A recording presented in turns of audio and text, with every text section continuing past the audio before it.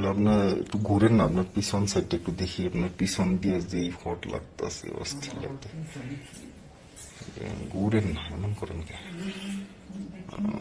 সেই সাজুগুজু করছেন একবারে। আমার জন্য তো এইরকম করে কেউ সাজে নাই কখনো। আপনারা যে সুন্দর লাগতেছে, যে হট লাগতেছে, বাইরে নিয়ে গেলে আবার সিনেমা মিনে কেউ নিয়ে যায় নাকি, আমি তো এই বই আছি।